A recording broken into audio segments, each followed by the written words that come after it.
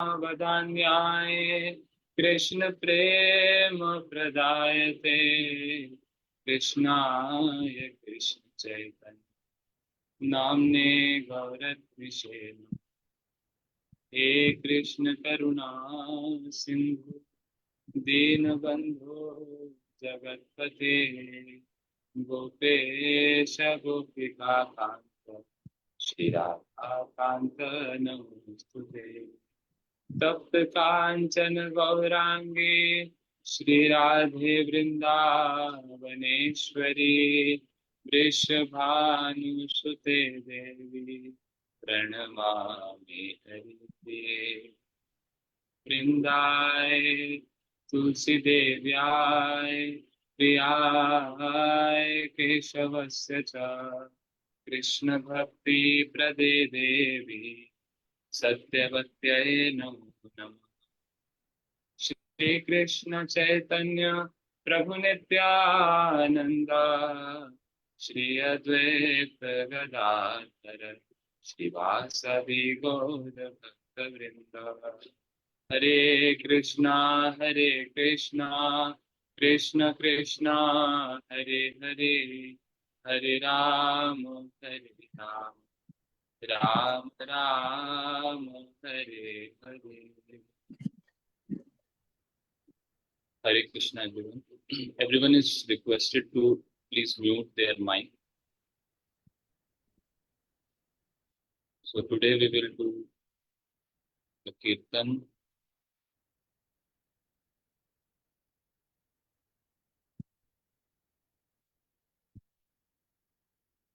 I'm sharing the screen now.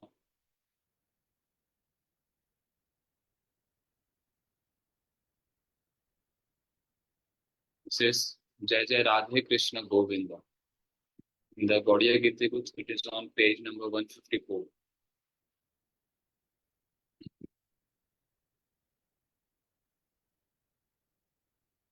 जय जय राधे कृष्णा गोविंद जय जय श्री राधे कृष्णा गोविंद जय जय राधे कृष्णा गोविंद जय जय श्री राधे कृष्णा गोविंद जय जय श्याम सुंदर मदन वृंदावन चंद्र जय जय श्याम सुंदर मदन वृंदावन चंद्र जय जय राधा रमण रास बिहारी श्री गोकुलानंद जय जय राधा रमण रास बिहारी श्री गोकुलानंद जय जय राधे कृष्ण गोविंद जय जय श्री राधे कृष्णा गोविंद जय जय राधे कृष्णा गोविंद जय जय श्री राधे गोविंद जय जय रासेश्वरी विनोदिनी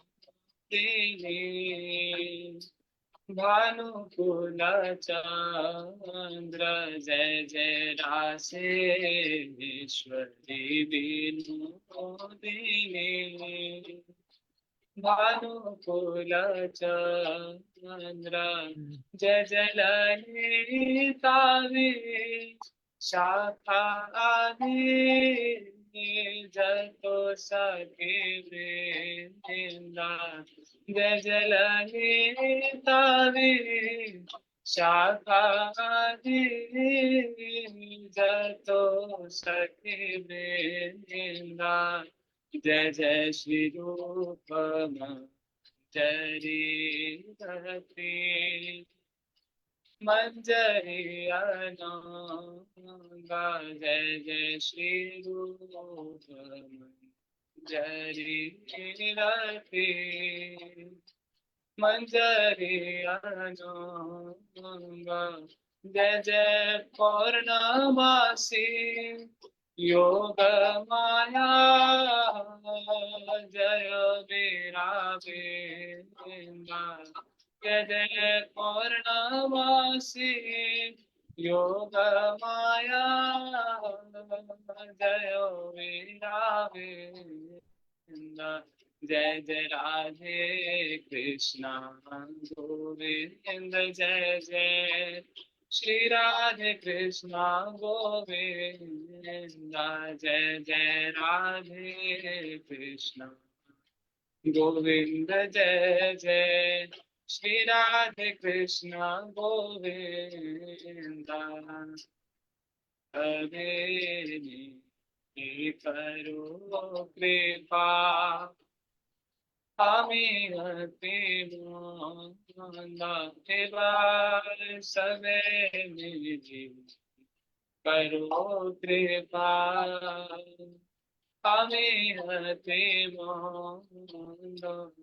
तुमरा कृपा करे देव जुगार चरनार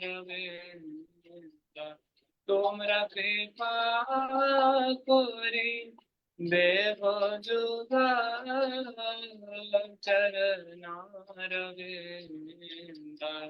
जय जय राधे कृष्ण गोविंद जय जय श्री राधे कृष्ण गोविंद जय जय राधे कृष्ण गोविंद जय जय श्री राधे कृष्ण गोविंद हरे Krishna Krishna Krishna Hare Hare Hare Ram Ram Ram Hare Hare Hare Krishna Krishna Krishna Hare Hare Hare Ram Krishna Govinda. Hare Ram Hare Ram Krishna. You Hare Hare Krishna Krishna Krishna Hare Hare Hare Ram Ram Ram Ram Hare Hare Hare Krishna Krishna Krishna Hare Hare Hare Ram Ram Ram Hare Hare Hare Krishna Krishna Krishna Hare Hare Hare Ram Ram Ram हरे कृष्णा कृष्णा कृष्णा हरे हरे हरे राम राम राम हरे हरे जय राधा माधव राधे जय राधे जय कृष्णा जय राधे जय कृष्णा जय गुरुदेवा शिव गुरुदेवा जय गुरुदेवा निताय गौरा हरि बोल हरि बोल हरि बोल गौरा हरि बोल निताय गौरा हरि बोल हरि बोल हरि बोल गौरा हरि बोल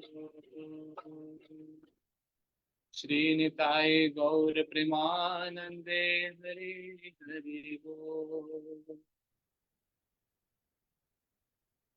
शिला गुरुदेव की जय हो शिला प्रभुपाद की जय हो जय जय श्री राधे जय जय श्री राधे जय जय Shri Radhe Shyam.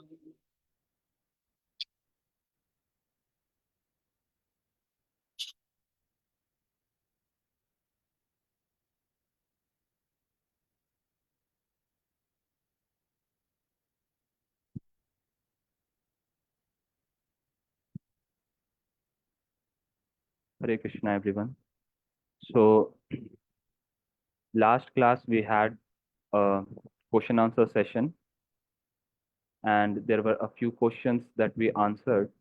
And in the continuation of the same course, we will be having a second question and answer session today, in which there are a few questions which need to get answered, which we could not finish in the last class. So, we will continue with that.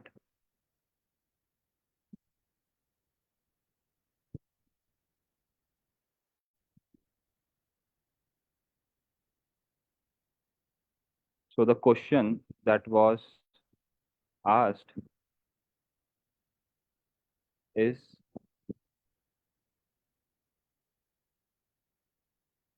do we become a Nitya Mukta Jiva, eternally liberated soul, after we go to Goloka? So, this is the question. Now, this question in itself might be very difficult to understand for many devotees, for many people, because it's a little deep question, which involves some deep terms like Nitya Mukta Jiva, eternally liberated soul. What does it mean actually? What does that mean? So, first, before answering this question directly, we will try to understand what all are the basics to understand this question first. There are some basic terms that we need to understand, and after which we can really understand properly the answer for this question and the question also. So, let's understand this thing first, that there are two types of body, not those two types that we discussed previously. We discussed in our previous classes about two types of material body. So in this, we are introducing one another realm of it, one other side of it. We discussed in the previous one of the previous classes that material body, the soul is there, and the soul has two coverings. First is subtle body, the second is gross body. We explained it in very much elaborate in that class, in which we discussed that how the subtle body is given to the soul at the time it it falls into this material world. And that subtle body, which is made of mind, intelligence, and false ego, that subtle body is the first covering of the soul, and it stays with the soul even after multiple births. This body changes, the material body, which is made of five elements. That body changes after some years. We got this human body, we will die, and then the soul will get out of this body, but it will not get out alone. It will get out with the subtle body also. And with that, the soul travels with the subtle body in different species, in different gross bodies. That concept we already understood. Now, there comes another form of body, and that is spiritual body. What is spiritual body? Try to understand this. We have this gross body which has gross eyes, gross ears, gross nose, tongue. All these senses are there, and these senses are gross senses. Why gross senses? Because they can perceive, they can understand only gross things. How? Our eyes. Our eyes can see only gross objects. Our eyes can see any physical thing which is present in this three dimension. Can our eyes see air? No. Air is little subtle. And as soon as the things become subtle, our gross senses, they fail. They cannot see after a certain level. For example, my eyes can see only a few meter, few like maybe 100 meter, but after that, 200, 300 meter, after 1 kilometer, can I see anything? No, I cannot see. My nose, it can smell some things, but there are so many subtle objects which my nose cannot perceive. My ears, there is a particular frequency. In that particular range of frequency, only my ears can hear. If the frequency is too high, my ears cannot hear those kind of sound. And if the frequency is too low, then also my ears fail. So these gross senses are limited and they are able to see or perceive only limited gross objects. But there are spiritual senses through which one can see not just subtle things but spiritual things. For example, we just heard that how my eyes cannot see even air. So, what to speak of seeing Krishna? Can these eyes see Krishna? No, these eyes cannot see Krishna. These eyes cannot see anything spiritual because the spiritual objects, they are much, much more subtle. We cannot see that. We cannot perceive that. So, we talk about in the prayers that, oh, we want to have darshan of Krishna. We want to serve Krishna. So if we want to have darshan of Krishna and it is valid that I cannot have darshan, I cannot see Krishna from these eyes, then what's the point? Why do I pray like this? That I want to have darshan of Krishna. And for that darshan of Krishna, I have to perform all these devotional activities, chanting and all the process of devotion. So why? So try to understand this point. Through this process of devotion, through this process of service, through chanting, all these things, we are actually developing spiritual senses. We are trying to develop spiritual eyes, spiritual nose, spiritual ears, spiritual tongue, spiritual hands, spiritual legs. So that whole spiritual body that we develop through the process of bhakti, devotion, that body can perceive Krishna. Through those spiritual eyes, we will be able to have darshan of Krishna. Now, a person may ask, where does this spiritual body reside? If it is inside me only, then where it is? We can find that there is soul, very tiny, very little, very small. And then the soul has this covering of subtle body, which is a material body made of mind, intelligence, false ego. And then there is further covering of this gross body, which is made of these gross senses. So where is spiritual body? Now try to understand this. Our Guru Vargas explained this thing, that how a seed is there. Any seed is there of a plant, suppose. So when we sow that seed in the ground, apply soil on it, apply little water on it, and then sunlight is coming on it, and all the things that are required for it to grow are provided. Then what happens? The seed sprouts, and that seed, it becomes a plant. That plant becomes a little tree, and the tree, it becomes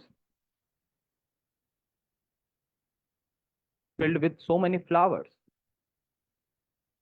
and then it has fruits also. So there are so many things that are present in where the so many things that are present inside that seed itself. From the seed only, it came into a form of a tree and having all these big branches, all these flowers, all these fruits. So those information of fruits, flowers, everything, it was present inside what? In the seed itself. And when that seed, it developed into the tree, then all those features, all those beautiful leaves, flowers, fruits, branches, they all manifested. In the same way, Our spiritual body also is in a dormant state inside that soul, in the form of that soul. The soul is spiritual entity. We are soul and we are actually a conscious spiritual entity. And when we perform this devotion, when we attain perfection, we start developing our spiritual body as well. And through that spiritual body only, we enter into Golok Vrindavan. We reject all this material body and also gross body this time. When the perfection is attained, then we attain the spiritual body. And that spiritual body is only allowed to enter into that spiritual world, that is Golok Vrindavan. No material body is allowed there, not even the subtle body, because subtle body also is material only. So this part is clear, that what is spiritual body. Someone may ask that, does this really happen? Is there any proof that there are spiritual senses and the spiritual body also gets developed inside our this gross body? So are there any proofs? Let's take an example for this. There is a great saint. There was a great saint named Soordas. Actually, the place where I'm sitting right now, Faridabad, is the birthplace of this great saint, Soordas. So Soordas ji, he was completely blind, dark black. He was not able to see anything at all. There are some who are half blind, who can see something in a blurry way. But he was completely blind. He could not see anything at all. Now, he used to go and have darshan of Krishna in the temple every day, the deities of Krishna, Radha Krishna. So, whenever he used to go, he was very great in composing songs for Krishna, composing beautiful poems. So at once, as soon as he have darshan of Krishna, his beautiful form, he will just compose beautiful prayers, beautiful poems.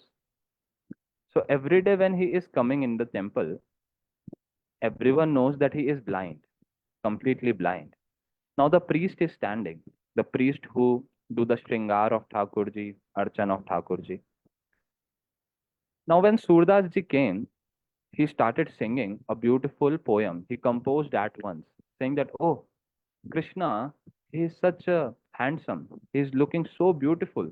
And this dress in red color, it's increasing the beauty of Krishna. This red colored dress is actually getting beautified by the beauty of Krishna. So in this way, he started glorifying Krishna and his beautiful attire, saying that, oh, today the red dress is looking very nice on you. Now, the priest thought, how how come this Surdas ji got to know? He is blind. He is fully blind. How can he tell that Thakurji is wearing red today? Oh, must be someone has told him.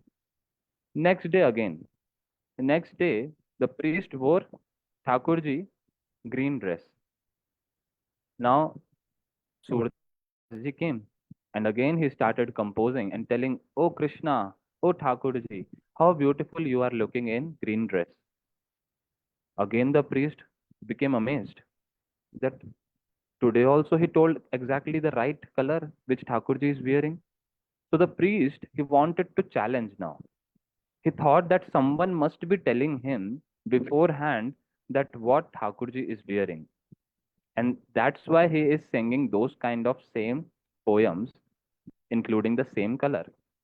Now the priest cleverly, he kept the door closed of Thakurji. He didn't open darshan for everyone, anyone.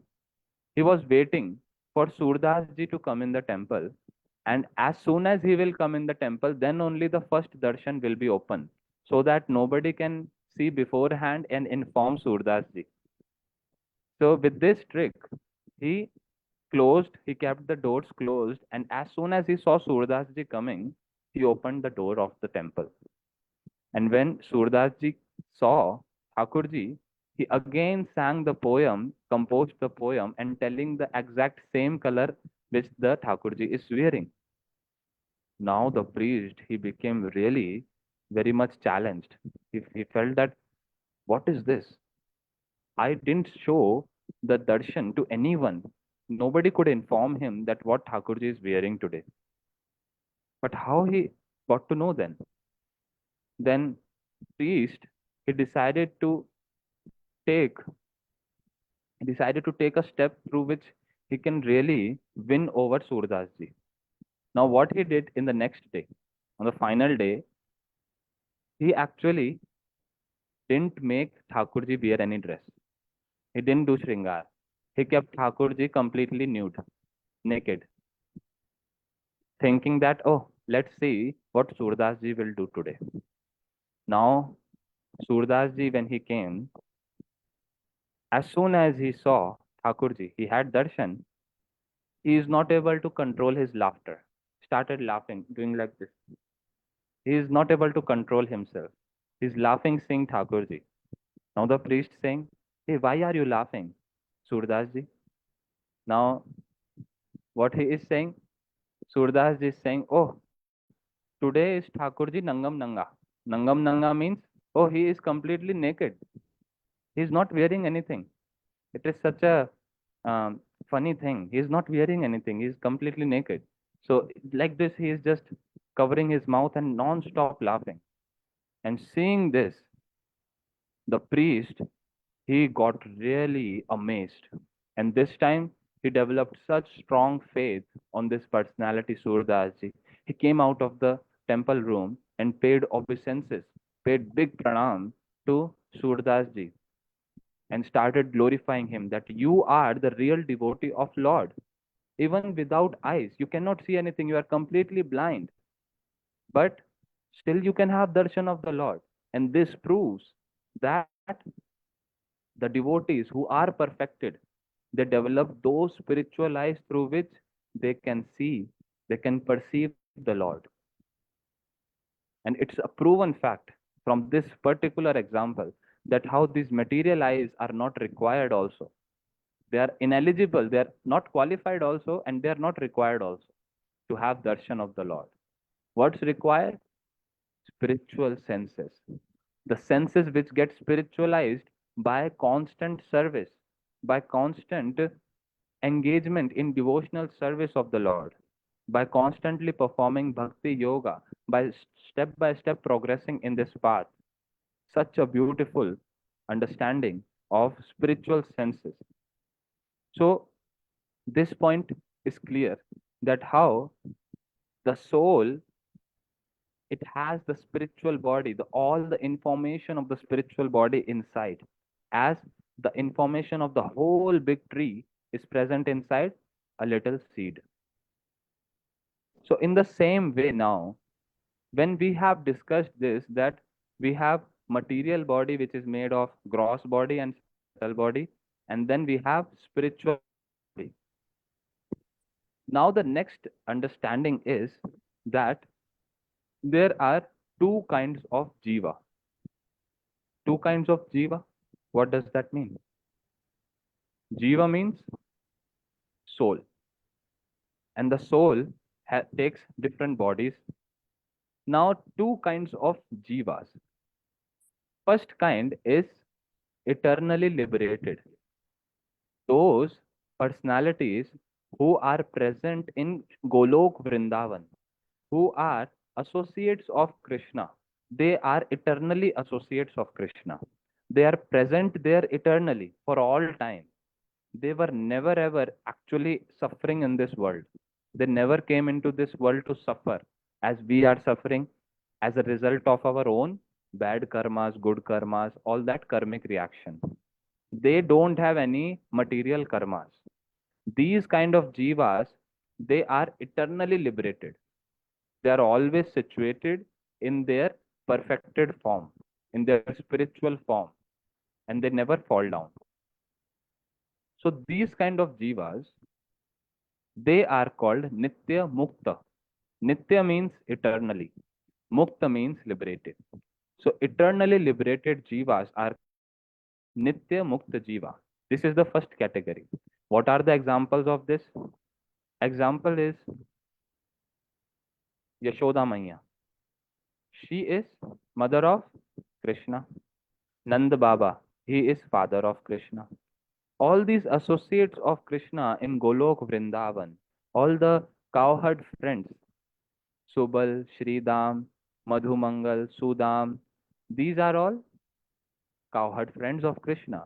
They are not Baddha Jeev, they are not conditioned soul, they are eternally liberated soul. They are always present there. They never ever actually suffer in this material world out of their karmic reaction. No, because they are eternally liberated. They are into that domain of Krishna's spiritual world. Sakhis, all the gopis, they are all present there in their perfected form. And not just associates of Vrindavan, but there are associates of Mathura, associates of Dwarika, and there are associates of Vaikuntha, associates of Lord Narayan. So this whole set of jivas who are present there eternally serving the Lord in the perfected way, they are called eternally liberated souls. That is Nitya Mukta Jivas. This is clear. Second is Nitya Baddha. Nitya means eternal. Baddha means conditioned. Eternally conditioned souls. So we are who actually wanted to enjoy separately from Krishna, who didn't want to serve Krishna. We were attracted by Maya. We were thinking that, oh, I am a conscious spiritual entity and I have some independence also. And I want to use that independence in my enjoyment, not in the service of Krishna. Because of that mistake that I have done, I have been eternally conditioned.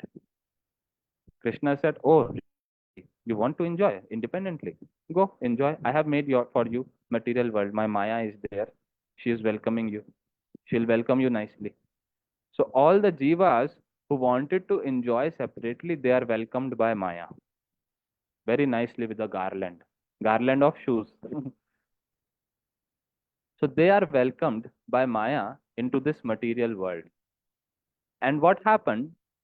The jivas, they are trying to enjoy here. As we ourselves observe our own life, since childhood, we try to enjoy. We try to become the master. But what happens ultimately? We fall down. We suffer in this material world. In the hope of trying to enjoy, we are suffering. How?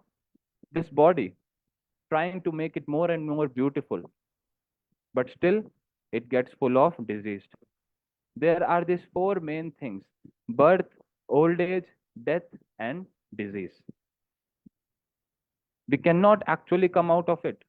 We have to take birth in the womb of the mother. The womb of the mother is a very beautiful place. It's like a very nice spot. No, it's full of urine, stool, blood. It's like a bag of stool and blood. If someone puts us in that bag right now, would we like to stay there? No. Such a hellish condition, actually. So, what we will do? We were suffering there in the womb also, and we wanted to come out of it. And we prayed to the Lord that please bring us out of here. It's not, we are not able to stay here. And then, out of mercy of Krishna, we actually have got this. We came out of the womb, and then what happened? Birth, then the whole life we are living trying to enjoy, but so many different diseases, not just physical disease but mental disease also. All these kind of diseases, they afflict us, they give us pain. There are so many different things. With disease, we think that, oh, having a cold and cough, having some big disease, that's only disease. No, disease is a very subtle thing. A person who is not able to sleep peacefully, that also is a disease.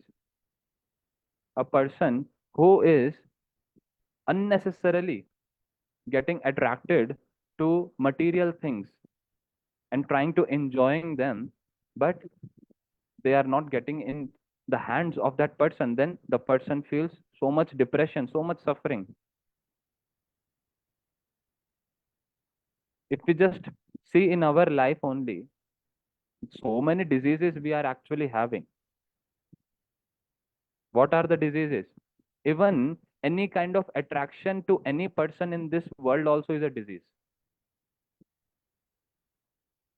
Anything which is taking us away from Krishna is a disease. Why? A person gets attracted to another person. A boy gets attracted to a girl gets attracted to the boy. And that person, suppose that person dies, or the person rejects that, oh, I cannot accept you. Then what happens? So much suffering. So much suffering. So that also is a disease or not? It is also giving us suffering, mental suffering. So in this world, birth, disease, and then old age. We cannot escape old age. It's meant to come. We have to suffer. Our teeth will fall out, our hairs will fall out. The beauty that we are having in the youth, it will just fade away. And then that death ultimately. We all are so much afraid of death. We don't want death to come. We just want to live here, enjoy, trying to enjoy. So all these things, they are bound to come. Now the Jiva who has fallen down, who has come into this conditioned soul, conditioned state, thinking that I'll enjoy. So Maya has created this kind of trap so that the Jiva, he thinks that he is enjoying, but he is ultimately suffering because of making the wrong choice. The wrong choice of enjoying independently and not serving Krishna. That's why the Jiva suffers. So that second category is our category. That is eternally conditioned soul, Nitya Baddha Jivas. So these two categories should be clear to everyone.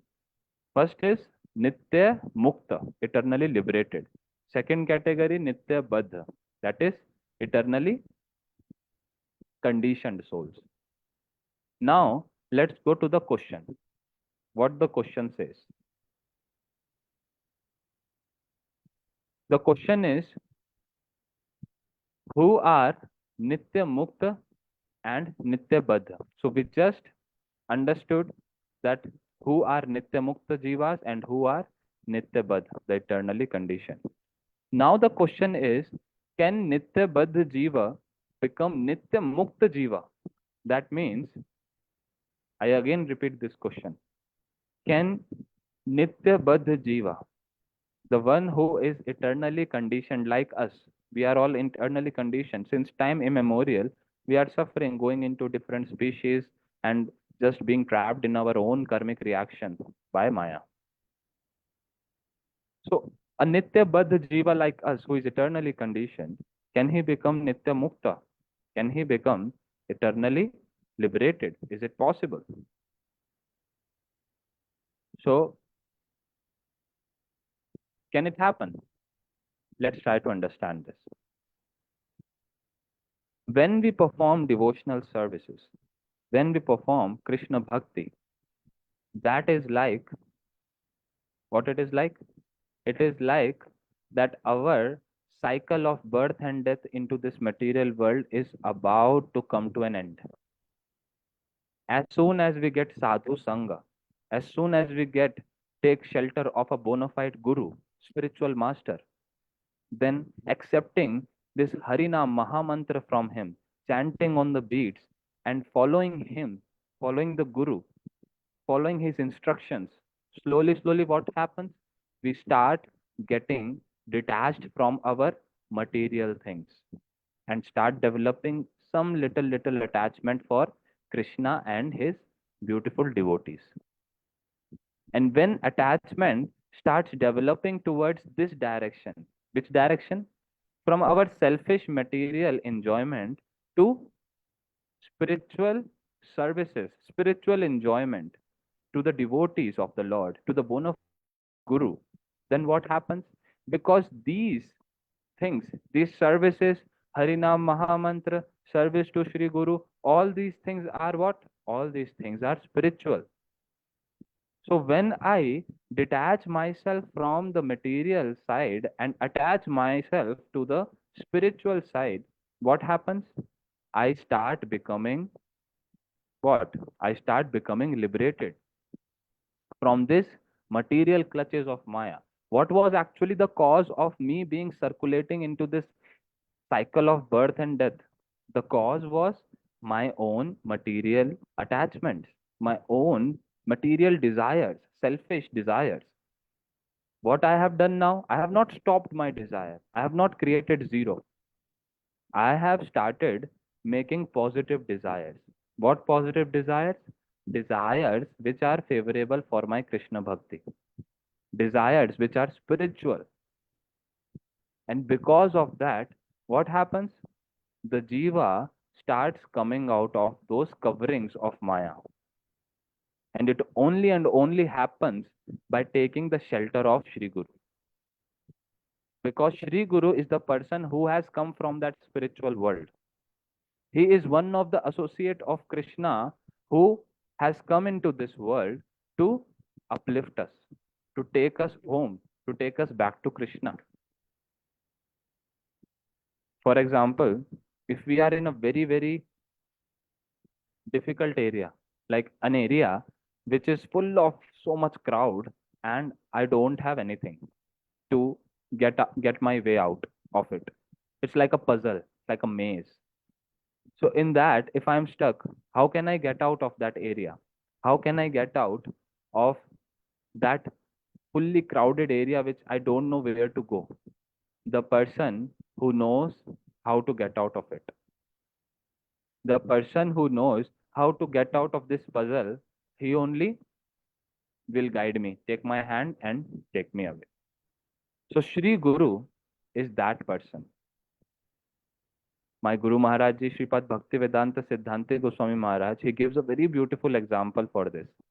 He says that when I am in a like unknown terrain, means unknown area, an area about which I don't know, about the streets, about the roads, I don't know anything about that locality, about that area, and I want to get out of it and go to the highway. What I use? I use GPS. Everyone knows GPS. Through GPS, I open the Google Maps, and through GPS, I get the direction, okay, where I have to go. And following that GPS, I get out of that difficult terrain, difficult locality, which I have no idea about, and go to the highway where I can reach my home. So for that also, I have to take shelter of GPS. I have to take support. I have to put faith on it that yes, this GPS, the direction that it is providing, it is correct. And I follow that and I come out of it. In the same way, there is another GPS, a spiritual GPS, which guides us to come out of this material world, which is like a very strong web, a very strong, uh, like a web of Maya. And that GPS is called as Guru Parampara system. So that GPS, Guru Parampara system, it helps us to get out of this material realm. And but as we took shelter of that early GPS, the Google GPS, in the same way, we have to put faith on this Guru Parampara system also that yes, I will follow them and they will take me out. And this is the first step. So when the Jiva, he starts doing like this, he follow the Guru Parampara system, starts following them, doing their Anugatya, then what happens? The Jiva, he starts uplifting himself and he starts becoming spiritualized. We just discussed the concept of spiritual body. We are all spiritual entities. We are soul. And that soul has all the spiritual senses, limbs, and everything. The whole spiritual body is there, but in a dormant state, in a hidden way, like in the seed. And when we follow this GPS, this Guru Parampara system, then slowly, slowly we start coming out of this material realm and our spiritual body starts developing, like the tree develops from that seed. And when that starts developing, what happens? We start becoming liberated. We starts becoming what? Spiritualized fully. Then we are not at all bound or controlled by any material object. We are not attracted to any material being. Even the most beautiful boy, most beautiful, most full of qualities person will come in front of me. That person will not get attracted. Instead, will always be seeing everything in the spiritual sense. Now, as the question was, can eternally conditioned soul, Nitya Baddha Jiva, become eternally Nitya Mukta, eternally liberated? So now we are answering this question. Till now, we were having the understanding of spiritual body, what is eternally conditioned, eternally liberated, all those things. So this point is clear that how a jiva who is eternally conditioned can surely become liberated, can surely become fully spiritual and enter into that Golok Vrindavan with the spiritual body, with the spiritual senses. But the question is, will he be called eternally liberated? Because we just heard the examples of who are eternally liberated souls. Eternally liberated jivas are like Yashoda Maya, Radha Rani, Lalita Sakhi, Vishakha Sakhi, Tung Vidya Sakhi, and the cowherd friends. Now, it is a very strong point to understand that a jiva, any jiva, cannot actually become what? Yashoda Maya. If a person says, "Oh, I have so much love for Krishna, I have motherly affection for Krishna, and I'll just perform bhakti, bhajan with those moods that Krishna is my son, he is my little darling, and I will serve him, I will take care of him."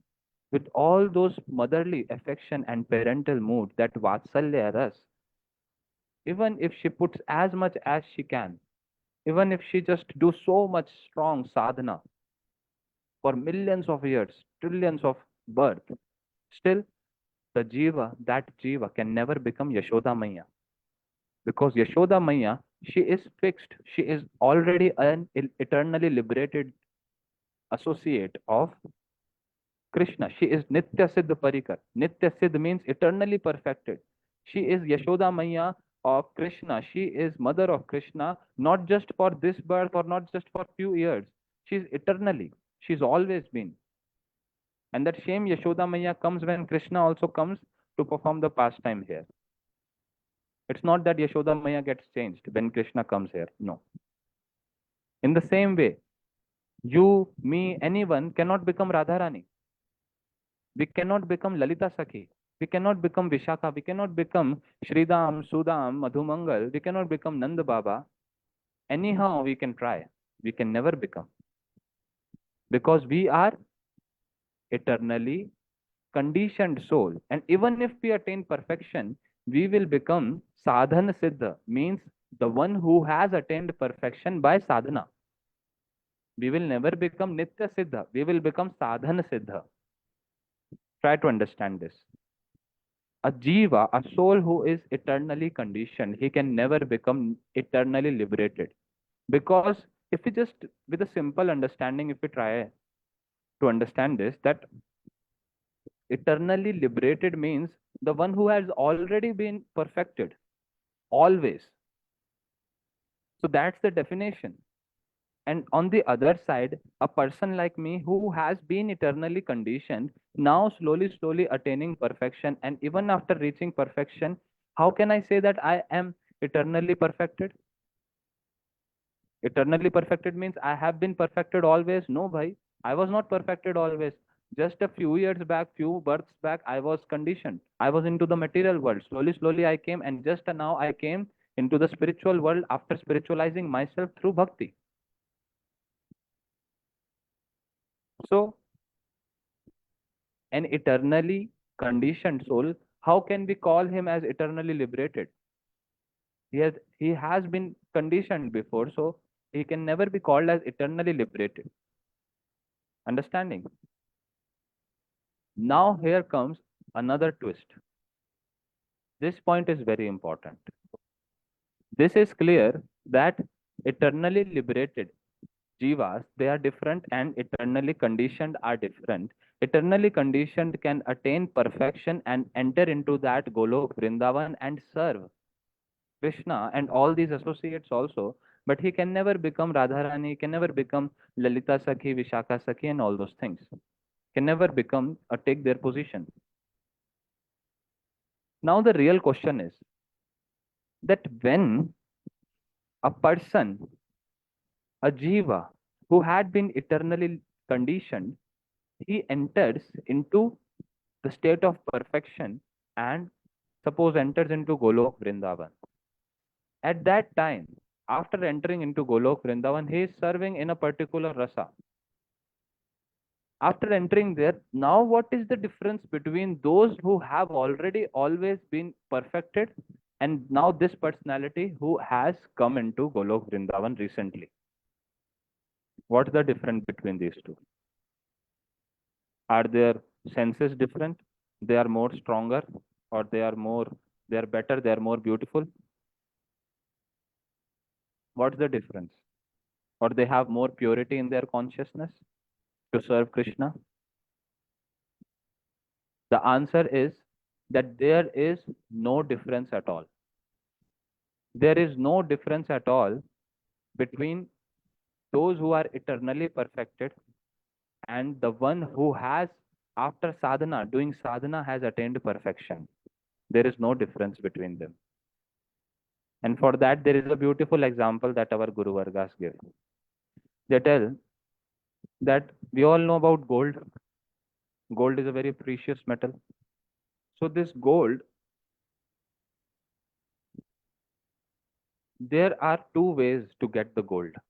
One is through mining. We all know. Through mining, we get gold, metal. There is another way which is mentioned in the scriptures and which was actually a practice much before in the ancient times. That practice is not possible now because that knowledge has actually vanished. That was that even a copper through some chemical reactions can get converted into gold. This is a Rasayan Kriya. It's been mentioned in so many scriptures, Vedas, that a copper metal can get transformed into gold by some chemical procedures. That knowledge of chemical procedure has now vanished, so we cannot do. But now, that gold which originally came out of gold mine, if I take that and I take another gold which is made from this copper through chemical procedure, and if I just bring that in front of you, you will be able to differentiate? No. If you just check each and every molecule of this gold, you will find that it is gold only. Every molecule is gold. So there is no difference now. After this state, there is no difference. So in the same way, those eternal perfected jivas are like gold of gold mines. They have always been gold there. And these sadhan siddha parikar, who has attained the spiritual form, who has attained perfection after performing sadhana. So that sadhana is like the chemical procedure that the copper undergo to become the gold. But once that copper has got converted into gold, there is no difference between the gold created by copper and the gold from the gold mines.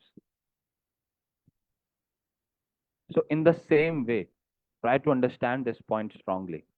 Although we can never become Lalita, Vishakha, Yashoda Maya, we can never become eternally liberated, but we can become perfected and liberated by sadhana. And then when we achieve that position, when we enter Golok, Vrindavan and serve, then there will be no difference. We will also have the same pure consciousness as per our rasa. We will serve Krishna. There will be no difference. We will be also like eternally perfected souls, but like eternally perfected souls. We cannot say that a Nitya Baddha Jiva, eternally conditioned soul, becomes an eternally liberated soul. He becomes liberated, he becomes perfected, but through the sadhana, and he is not eternally in that state. So, this is the very strong 2 points that we have to understand. So, the question, it's clear now, I guess, the answer also about the differences of eternally liberated, eternally conditioned, and how they are same, exactly same when they reach there in that realm of Goloka Vrindavan. Now, there are a beautiful instances regarding this also. In scriptures, it has been written that those who are through the spiritual process, through the process of bhakti yoga, who start spiritualizing their senses, so they have two bodies inside. As we just discussed, one is the material body, another is the spiritual body. It's the same thing, but there is a proper term for it in the scriptures. What is the term? For the material body, it has been said, Yatha Vyavasthit Deha. Yatha Vyavasthit Deha. I'll just show in the screen also. I have written this. Yeah. So the third point, if you see here, serving with both the bodies at the time of perfection. The devotees of the Lord who attain a very advanced stage, they don't just serve from the material body that they are accepting. They also serve through the spiritual body that has been developed through their bhakti. So that outer body is Yatha Vyavasthit Deha. Yatha Vyavasthit Deha means the body that one gets out of one's karmas. Everyone, each one of us has different body or not? Everyone has different skin color, different texture, different eye size, different nose, different teeth, and then different diseases in everyone's body. Someone is beautiful but is having some other disease. Someone is not so beautiful but having not at all any disease, completely disease free. So there are so many different things, so many different categories, uniqueness. That all comes as the reaction of our previous karmas.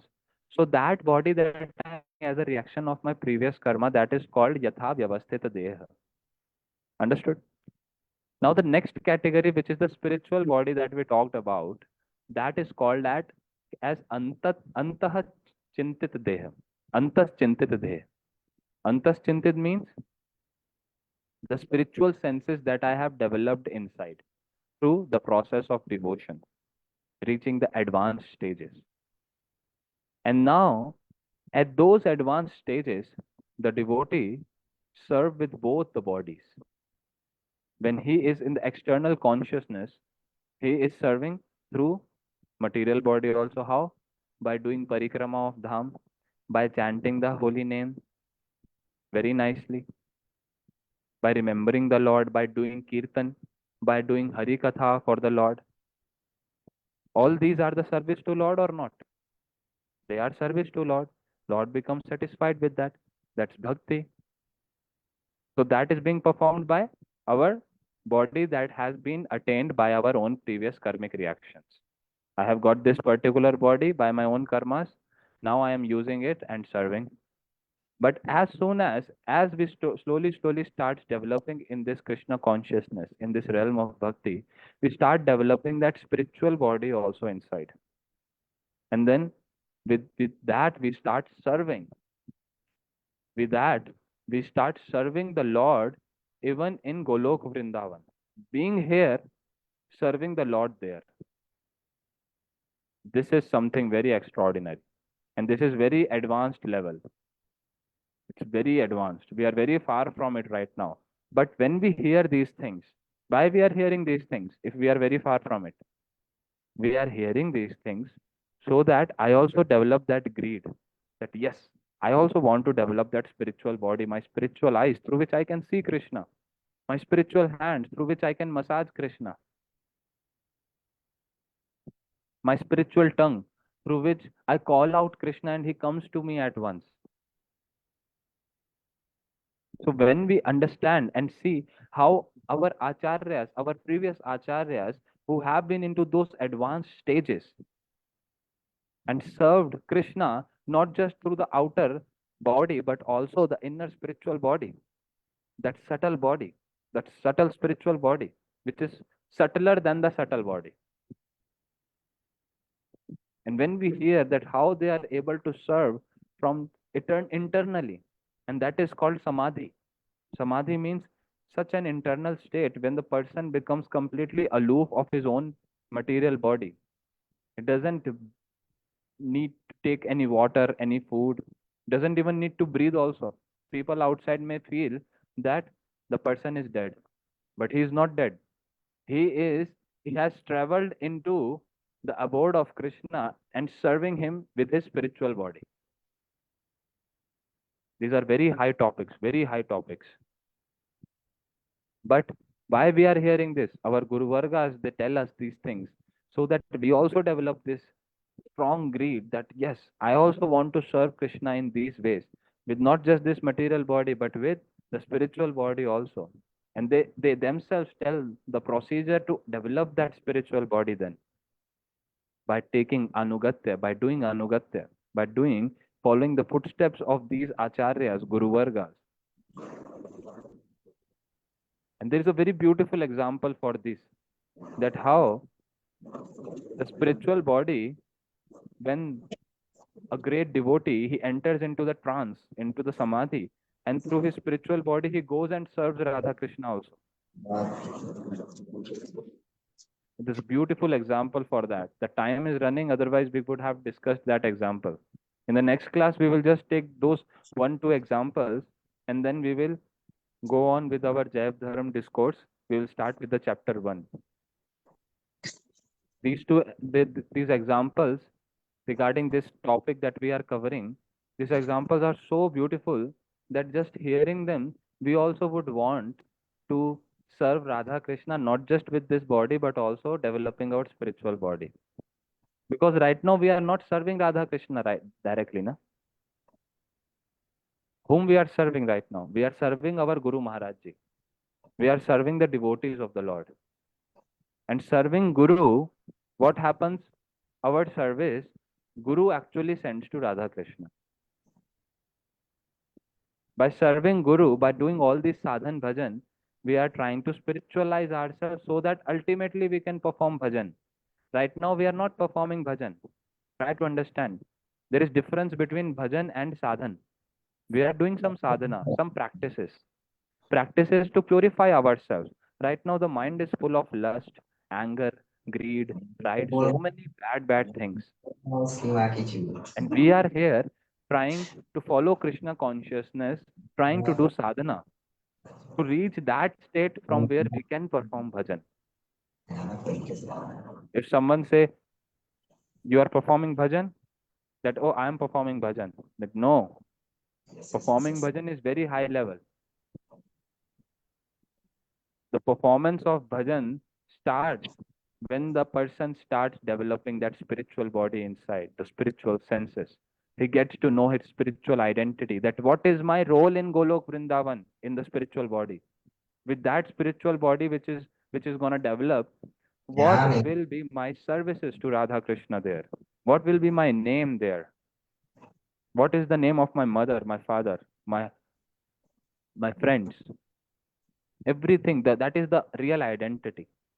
With the identity of the spiritual body is the real identity. So when we get that identity, from that identity, when we start performing devotion to the Lord, that is called bhajan. And before that, everything is called sadhana. So right now we are trying to perform sadhana so that ultimately I can enter into that domain, that realm of bhajan. And I also can serve Srimati Radharani, Shri Krishna, under the guidance of my Guru Vargas. This is the very important point that we have discussed in today's class. Right, Very like strong basics. If these basics will be clear, then we will have an idea that in which direction I am going. What will happen when I'll progress on this path? Otherwise, so many people they come up in Krishna consciousness. They start chanting, they start reading books, but when they don't try to understand and create this foundation, then what happens? It becomes just a lifestyle that, oh, this lifestyle is nice. Waking up early in the morning, chanting some rounds, and then going to my office and doing my college work and all these things. And then coming back, okay, I chant two more rounds and then I'll sleep. No, this is not limited to this. It's not just a good lifestyle. We are actually here with a very high class goal. What's that high class goal? To not just stay into this material body, to develop that soul, to develop my spiritual body, to convert that seed into a big, huge, lush green tree full of beautiful flowers and fruits. I just don't want to keep that seed in my pocket all the time. I want to use that seed and grow it. And for that growth, we have to perform good sadhana. We have to, even more important than good sadhana is to take shelter, to follow the footsteps of Guru Vargas. Once we start doing that, then sadhana will follow naturally. It will come naturally. But for that, first we have to take shelter of a pure Guru who can hold our hands, who can hold our hand, our fingers, and take us out of this material realm, this material existence in which we are actually puzzled, we are actually suffering and rotating and circulating in the, so for so many lifetimes, so many millions, trillions, uncountable. So this is the essence. These points that we understood is to develop that kind of greed, develop that kind of seriousness and sincerity that yes, I want to develop, I want to progress. And when in the next class we hear those beautiful examples that how our Guru Vargas have served Radha Krishna in Golok Vrindavan in that eternal body, in the spiritual body, and how those symptoms they reflect on this material body also. When we hear those things, then some greed develops, and we also want to follow them and serve them. So I hope the questions that were asked, they got answered. If there is still any doubt, any queries, please let me know in WhatsApp or anywhere. And then in between, we will keep having this question answer session so that people's doubt gets cleared. But from tomorrow's class, we'll just take those two examples that I wanted to talk about, and then we will continue with our Jaiva Dharma discourses, chapter 1 of it. Okay, Hare Krishna. वाञ्छाकल्पतरुभ्यश्च कृपा सिन्धुभ्य एव च पतितानां पावनेभ्यो वैष्णवेभ्यो नमो नमः.